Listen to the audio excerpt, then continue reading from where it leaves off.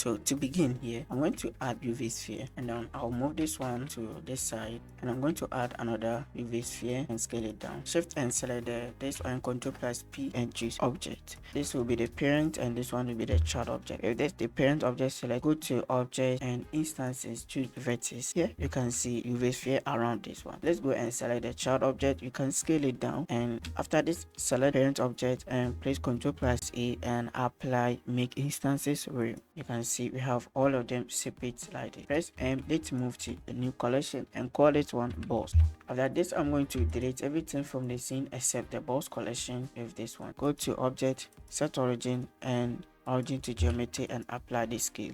After this, I'm going to move this one on top here and I'm going to add a plane object. I'll set this one to a ground, so we go to physics and set this one rigid body and give it a passive. I'll go the filter and bring this one back and I'll click on this so I can't select the plane object again. I'm going to select one of the ball objects, add rigid body to it, and this one I'll set the shape to sphere. When you hit play, you can see it will start falling.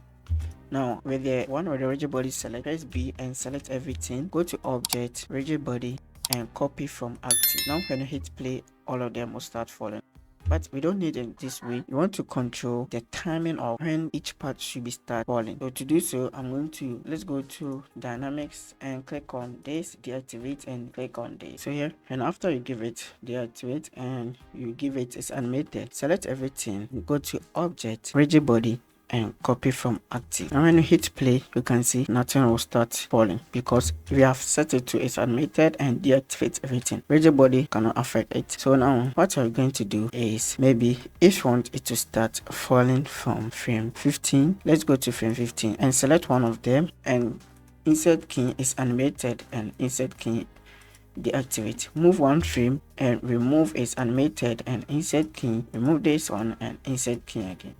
Now when you go to frame 1 and you play, you can see and it's right here from frame 15 going, you can see it start falling. So now here, if you want anyone to copy it animation data, just make sure the one with the animation has selected first. Press B for box select and select the ones you want to copy the animation to. Press Ctrl plus L and link animation data. Now you can see all of them will have the same animation data. Now when you play, it will start falling from that frame. Now I'm going to select that once. That one has the same animation.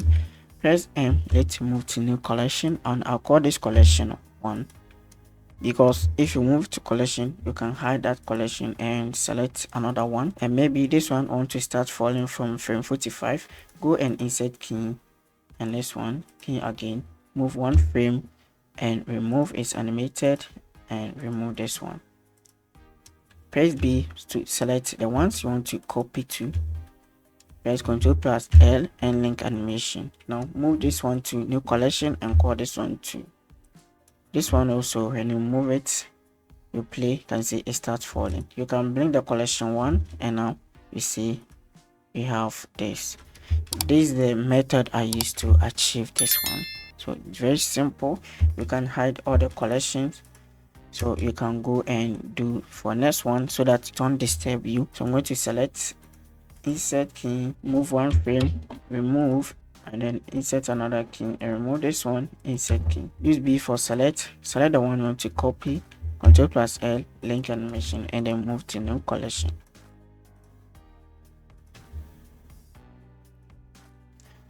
So this is just simple method I use to achieve this.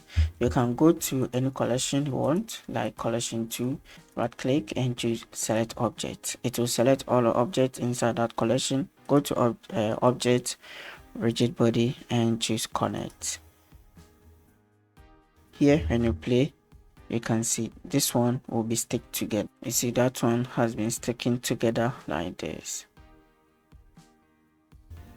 So this is the method I use to create this. You can also use the same method to achieve something like this. Here I use fracture to crack this wall. Then I animated this sphere object so they will hit and then it will start falling. I give all of them animation data so it will start falling at a specific frame.